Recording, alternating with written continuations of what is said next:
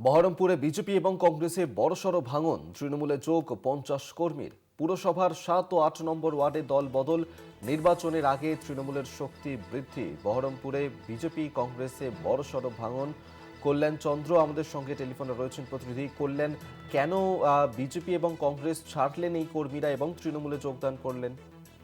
দেখো অভিক, যারা দলত্যাগী তাদের বক্তব্য যে একদিকে ধারাবাহিক উন্নয়ন এবং অন্যদিকে যুবসাথী প্রকল্পের যে ব্যাপক জনপ্রিয়তা, সে কারণেই বিরোধী শিবিরে তারা থাকতে চাননি এবং তাদের বক্তব্য যে এলাকার বিজেপি বিধায়ক তাদের সঙ্গে যোগাযোগ রাখেন না।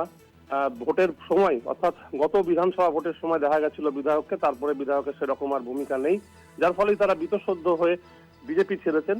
পাশাপাশি যারা কংগ্রেস ছেড়েছেন তাদেরও বক্তব্য যে কংগ্রেসের একসময় গড় ছিল বহরমপুর, কিন্তু বর্তমানে অধীর চৌধুরী পরাজিত হওয়ার পর তারাও সেই কংগ্রেসের বিভিন্ন কর্মসূচি বা বিভিন্ন অনুষ্ঠান থেকে তারা বঞ্চিত, যার ফলে এই ভাবেই তারা দীর্ঘদিন ধরে বীতশ্রদ্ধ হয়ে পড়ে রয়েছেন। এবং বর্তমানে যে মমতা বন্দ্যোপাধ্যায়ের যে উন্নয়ন অর্থাৎ একাধিক প্রকল্প, যেমন লক্ষ্মীর ভান্ডার, পাশাপাশি যুবসাথী প্রকল্প যেটা সবচেয়ে জনপ্রিয়তা অর্জন করেছে, পাশাপাশি পুরসভার যে সমস্ত তারা উপকার পাচ্ছেন, অর্থাৎ পুরসভার বিভিন্ন ছোট ছোট অ্যাম্বুলেন্স থেকে ব্লাড ব্যাংকের ব্লাড গ্রুপের সঙ্গে যদি কারো সমস্যা হয় ব্লাডের, সেক্ষেত্রে পুরসভা যেভাবে এগিয়ে আসছে, ঠিক সে কারণেই তারা কিন্তু আজকে বিজেপি এবং কংগ্রেস ছেড়ে যোগ দিয়েছেন।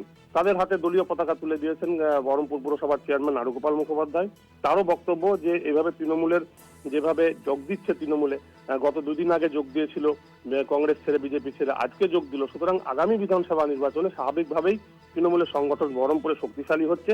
এবং যারা রয়েছেন এমনই বাগদি, যিনি দলত্যাগী কংগ্রেস কর্মী, তার বক্তব্য যে বহুদিন ধরে তিনি কংগ্রেস করে এসেছেন, তিনি তবুও লক্ষ্মীর ভান্ডার পান। সুতরাং একদিকে বিরোধী দল করছেন, আর একদিকে সরকারের প্রকল্পের সুবিধা নিচ্ছেন।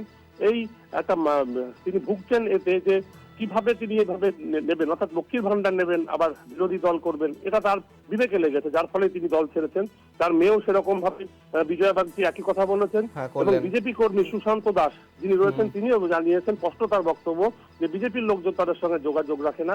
একসময় তারা বিজেপি সক্রিয় কর্মী হিসেবে কাজ করেছেন, কিন্তু বিধানসভা ভোটের আগে দেখা যাচ্ছে না, যেমন মধ্যেখানেও দেখা যায়নি, করোনার সময় দেখা যায়নি, যার ফলে বিভিন্ন কারণে তারা কিন্তু দল ছাড়ছেন। অভিক, ধন্যবাদ কল্যাণ তোমায়। কল্যাণ চন্দ্র টেলিফোনে ছিলেন প্রতিনিধি।